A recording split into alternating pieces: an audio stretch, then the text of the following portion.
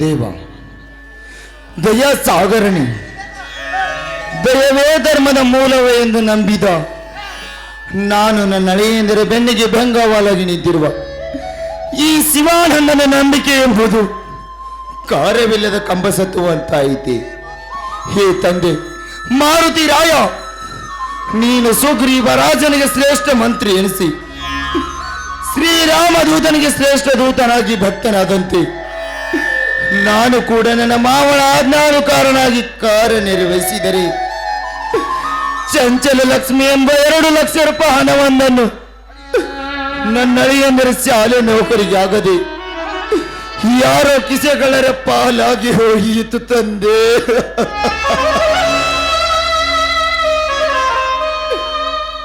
ಈಗ ನನ್ನ ಅಳಿಯಂದರೆ ಬಂದು ಹಣ ಕೊಡಿ ಎಂದು ಕೇಳಿದರೆ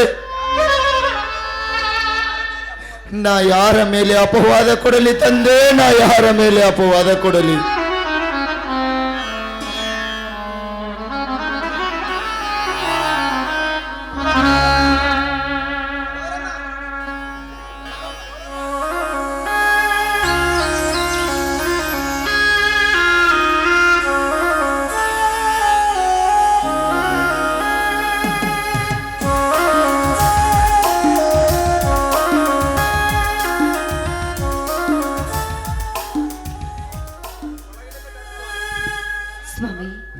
ಯಾತಕ್ಕಾಗಿ ನೀವು 3 ದಿನದಿಂದ ಊಟ ನೀರಿಲ್ಲದೆ ಈ ರೀತಿ ಚಿಂತೆ ಮಾಡುತ್ತಾ ಕುಳಿತುಕೊಂಡಿದ್ದೀರಾ? ಏನು ವಿಷಯ ಅಂತ ನನ್ನ ಮುಂದೆ ಹೇಳಿ ಸ್ವಾಮಿ. ತೆಗೆದುಕೊಳ್ಳಿ ಮೊದಲು ಕಾಫಿಯನ್ನು. ಗೌರಿ ಗೌರಿ, ನಿನಗೆ ಏನೆಂದು ಉತ್ತರ ಕೊಡಲಿ ಗೌರಿ? ನಾ ನಿನಗೇನೆಂದು ಉತ್ತರ ಕೊಡಲಿ? ಯಾಕೆ ಸ್ವಾಮಿ, ನನ್ನ ಮುಂದೆ ಹೇಳಲಾರ್ದಂತ ವಿಷಯವಿದೆಯಾ? ಅದೇನಂತ ಹೇಳಿ ಸ್ವಾಮಿ. ಹೇಳದೇ ಇದ್ರೆ ನನ್ನ ಮೇಲೆ ನಿಮಗೆ ಹಾನಿ ಆಗಿದೆ. ಗೌರಿ,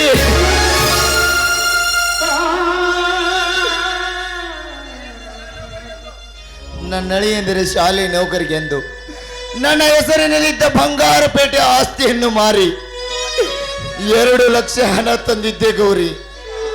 ಆದರೆ ಈಗ ಹಣ ಈ ಮನೆಯಲ್ಲಿಲ್ಲ ಗೌರಿ, ಮನೆಯಲ್ಲಿಲ್ಲ. ಸ್ವಾಮಿ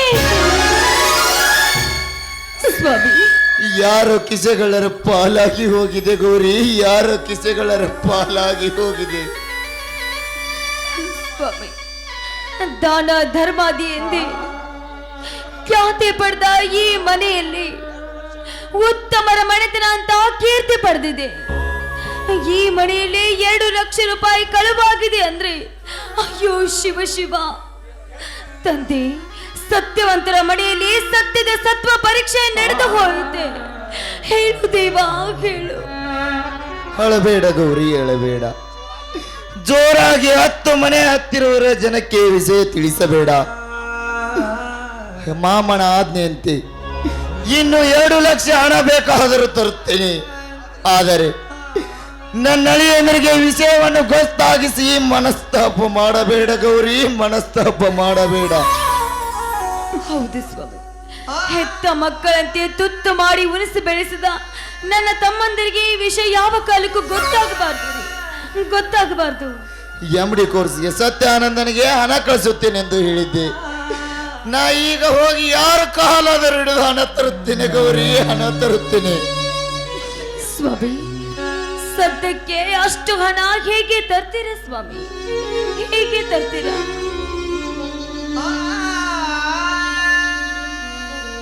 ಅಕ್ಕ, ಮಾಮ, ಅದೇಕೋ ಇಬ್ಬರು ಮೌನವಾದಂತಿದೆಯಲ್ಲ? 3 ದಿನಗಳಿಂದ ತಮ್ಮ ಸುದ್ದಿ ಏನು ತಿಳಿಯೋದಕ್ಕೆ ನಾನೇ ಬಂದೆ. ಕ್ಷಮಿಸಿಬಿಡು ಅಳಿಮಯ್ಯ, ನನ್ನನ್ನು ಕ್ಷಮಿಸಿಬಿಡು. ಮಾಮ, ನಿನಗೀಗಾಗಲೇ ಹಣ ಕಳಿಸಬೇಕೆನ್ನುವಷ್ಟರಲ್ಲಿ ಮನೆಯಲ್ಲಿ ಸ್ವಲ್ಪ ಅಡಚಣೆ ಉಂಟಾಯಿತು. ಈಗ ನೀ ಹೋಗುವುದರೊಳಗಾಗಿ ಹಣ ತಂದು ಕೊಡ್ತೇನೆ. ಧಾರಾಳವಾಗಿ ನೀನು MD ಮುಂದುವರ್ಸಪ್ಪ. ಹಣ ಕಳಿಸಿಕೊಡುತ್ತೇನಂತ ಹೇಳುತ್ತಲೇ ನಾಳೆಯೇ ಕೊನೆಯ ತಾರೀಕಾಗಿದೆ. ನನ್ನನ್ನು ಓದಿಸುವವಿಷ್ಟ ನಿಮಗಿಲ್ಲವೆಂದರೆ ಈಗಲೇ ಹೇಳಿಬಿಡಿ. ನಾನು ಓದುವುದನ್ನು ಬಿಟ್ಟು ನಿಮ್ಮೊಂದಿಗೆ ಒಕ್ಕಲ್ತನ ಮಾಡ್ತೀನಿ. ಸತ್ಯಾನಂದ,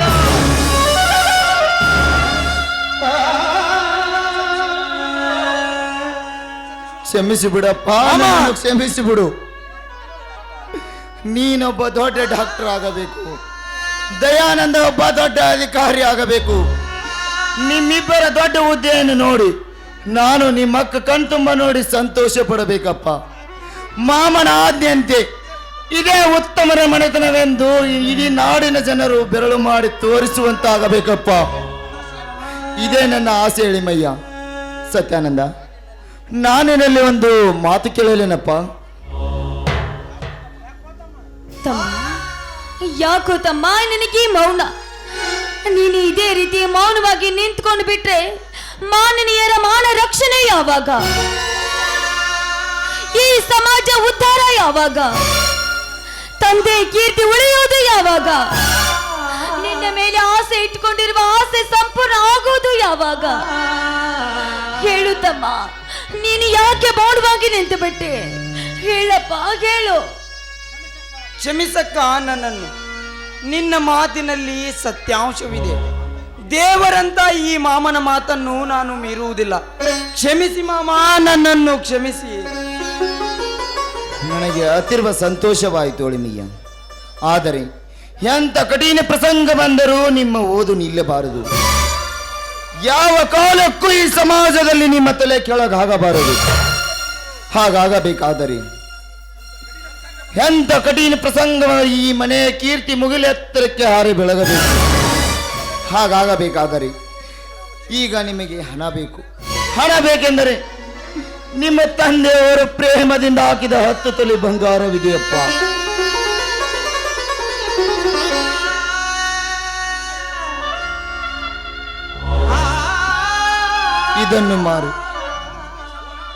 ಇದನ್ನು ಮಾರಿ ಹಣ ತಂದು ಓದು ಮುಂದರಿಸಪ್ಪ.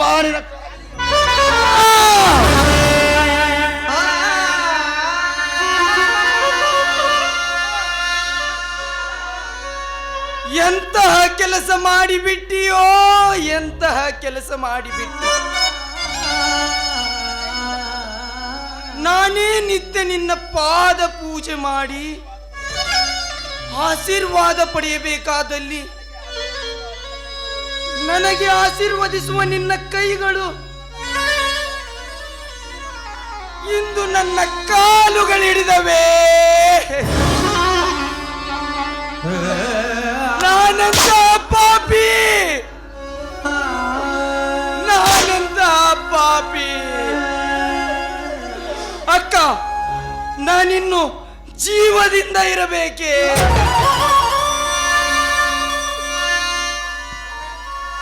ಸತ್ಯ, ಅಳಬೇಡ ಸತ್ಯ, ಅಳಬೇಡ.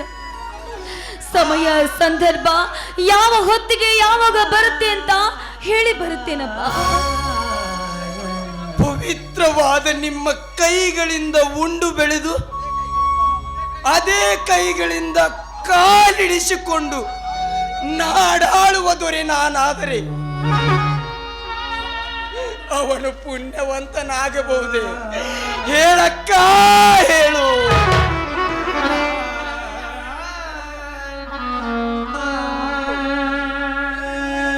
ಯಾರು ಏನು ಹೇಳಬೇಕಾಗಿಲ್ಲ. ನಿಮ್ಮೆಲ್ಲರ ಭಾವನೆ ನನಗೆ ಅರ್ಥವಾಗಿದೆ. ನಿಮ್ಮೆಲ್ಲರ ದುಃಖಕ್ಕೆ ನಾನೇ ಕಾರಣ. ದಯವಿಟ್ಟು ನನ್ನನ್ನು ಕ್ಷಮಿಸಿಬಿಡ್ರಿ. ಅಂದರೆ ನಮಗಾಗಿ ನೀವು ತಂದೆಟ್ಟ 2 ಲಕ್ಷ ರೂಪಾಯಿ ನಾನೇ ತೆಗೆದುಕೊಂಡು ಹೋಗಿದ್ದೇನೆ.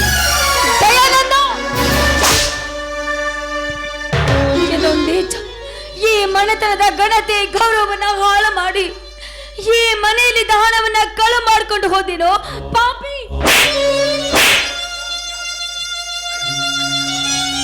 ಗೌರಿ,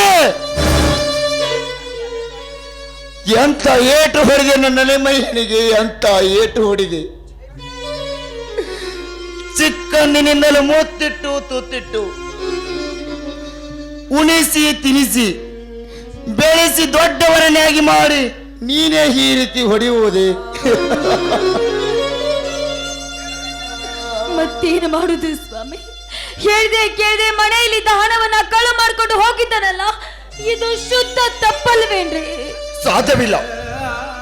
ಎಂದು ತಪ್ಪು ಮಾಡಿದನು ನಳಿಮಯ್ಯ, ಎಂದು ತಪ್ಪು ಮಾಡಿದವನಿ ಇಲ್ಲ. ಇದರಲ್ಲಿ ಏನೋ ಪುಣ್ಯದ ಕಾರ್ಯಬೇಡಗಿರಬೇಕು. ಹೌದು ಮಾಮ, ಪರಿಸ್ಥಿತಿ ಅನುಗುಣವಾಗಿ ಈ ಹಣವನ್ನು ಒಯ್ದು ಹೊಸ ಬಾಬಾ ನಗರ ಬಡ ಜನತೆಗೆ ಹಣವನ್ನು ಕೊಟ್ಟು 1000 ಜನರಿಗೆ ಉದ್ಯೋಗ ಹಾಕಿಸಿಕೊಟ್ಟಿದ್ದೇನೆ ಮಾಮ. ಶಬಾಸ್ ದಯಾನಂದ, ಶಬಾಸ್ ದಯಾನಂದ, ಶಬಾಸ್. ಅಷ್ಟು ಹಣ ಹೋದರೂ ಪರವಾಗಿಲ್ಲ, 1000 ಬಡ ಜನರಿಗೆ ಸ್ವಂತ ಉದ್ಯೋಗ ದೊರಕಿಸಿಕೊಟ್ಟಿಲ್ಲ. ಅದೇ ನನಗೆ ಸಂತೋಷ. ಇದರಿಂದ ನಿಮ್ಮ ತಂದೆಯವರ ಹೆಸರು ಅಜರಾಮರವಾಗಿ ಉಳಿಯಿತು. 1000 ಬಡವರ ಜನ್ಮ ಪಾವನವಾಯಿತು. ಅಷ್ಟೇ ಅಲ್ಲ ಮಾಮ, ತಮ್ಮನ ವಿದ್ಯಾಭ್ಯಾಸಕ್ಕಾಗಿ ದೇವರಿದ್ದಾನೆ. ಗೌರ್ಮೆಂಟ್ ಸೀಟ್ನಲ್ಲಿ ತಮ್ಮನ MD ಸೀಟ್ ಫ್ರೀ ಆಗಿದೆ ಅಂತ ಲೆಟರ್ ಬಂದಿದೆ, ತೆಗೆದುಕೋ ಮಾಮ.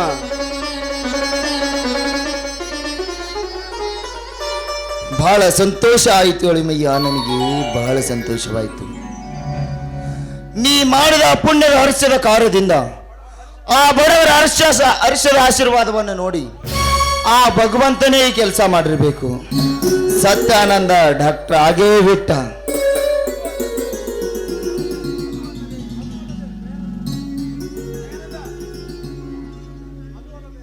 ಅದು ಅಲ್ಲದೆ ಬಾಬಾ ಗೌಡ್ರು ನನ್ನನ್ನು ಅರ್ಥೈಸಿಕೊಂಡು ತಮ್ಮನ ವಿದ್ಯಾಭ್ಯಾಸಕ್ಕಾಗಿ 5 ಲಕ್ಷ ರೂಪಾಯಿ ಕೊಟ್ಟಿದ್ದಾರೆ ಮಾಮ. ತೆಗೆದುಕೊಳ್ಳಿ ಮಾಮ. ಇದು ಆಗಲೇ ಅಕ್ಕ ಹೇಳಿದ ಹಾಗೆ ಸತ್ಯವಂತನ ಮನೆಯಲ್ಲಿ ಸತ್ವ ಪರೀಕ್ಷೆಯೇ ನಿಜ.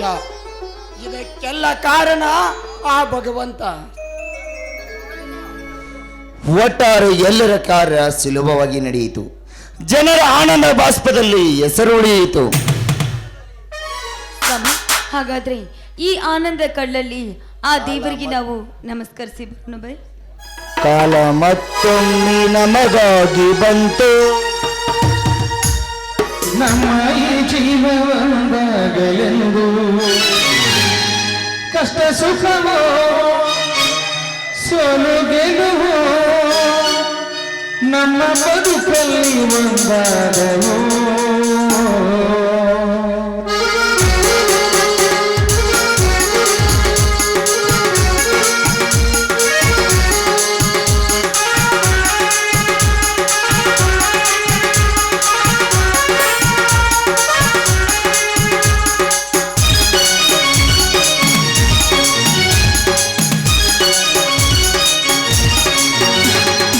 ಮತ್ತೊಮ್ಮೆ ನಮಗಾಗಿ ಬಂತು, ನಮ್ಮ ಈ ಜೀವನದಾಗಲೆಂದು.